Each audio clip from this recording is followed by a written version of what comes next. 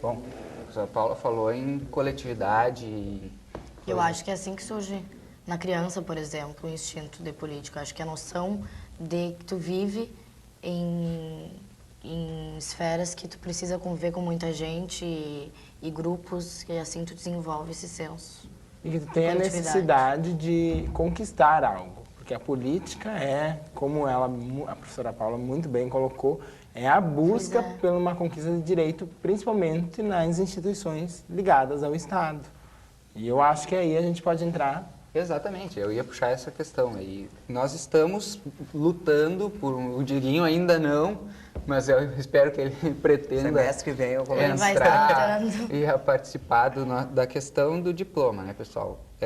Se você não sabe, eu vou explicar rapidamente que a profissão de jornalista foi desregulamentada pelo Supremo Tribunal Federal. Isso significa que, para exercer a profissão de jornalista, não é exigido o porte de diploma, a formação acadêmica. A graduação, comunicação social, habilitação e jornalismo. Então, nós estamos nos movimentando em protesto a isso, já que é uma questão irrevogável, né? É uma decisão que não tem volta, a não ser que se acrescente na Constituição. Gabi, tu está encabeçando, ou junto com a Flávia, a Ali aqui. No caso, quem está encabeçando é a Flávia, né? Desde o início. A Flávia, por sinal, não está no programa hoje, porque ela está em Porto Alegre participando de um protesto. Isso. Ela desde o início, mas desde que eu entrei na faculdade foi bem quando começou os protestos. Eles eram bem pequenos e um número bem pequeno de gente aqui em Santa Maria mesmo, mobilizando estudantes da Federal e daqui da Unifra. Eu acho que isso era um pouco porque ninguém acreditava que ia cair a obrigatoriedade do diploma, né? Eu falei no programa do professor Bebeto Valdeiras que eu achava que isso ia se estender. Mas isso vem de quanto tempo mesmo? Agora eu estava pensando. 2001 começou... Essa briga vem desde 2001. Quando o Sindicato dos Radialistas de São Paulo entrou com uma ação na 16ª vara lá. Já é uma movimentação que vem, na verdade, de jornalistas também de São Paulo. Não só, no caso, radialistas, de alguns órgãos de imprensa muito fortes no Brasil, que próprios jornalistas ou articulistas, que não são jornalistas, começaram a articular para ir contra o diploma. A regulamentação, no caso. Dieguinho, tu cursa publicidade até então, vai mudar para o jornalismo, mas a publicidade não é uma profissão regulamentada, tu não precisa... Nunca foi, né? Não, é claro que a gente, olhando a situação que você se encontra, e eu me encontrarei daqui a alguns dias... Eu me encontrarei. É triste, né, a gente ter que ver e conviver com isso, porque a gente sabe que ninguém, o cara sem passar por uma faculdade não vai ter a experiência de quem já passou. Não vai ter preparo. Mas, assim como a publicidade, acredito que em certas áreas não precisaria mesmo do diploma, mas em certas áreas, eu não generalizaria. Do ministro, assim. Eu acredito que, por exemplo, que um jornalista, que um comentarista esportivo, realmente não precise ser formado, sabe? Eu acredito que a experiência... Mas eles já têm o seu espaço, assim como os economistas. Enfim, não seria necessário tirar a obrigatoriedade do diploma. E é isso que acontece na publicidade também.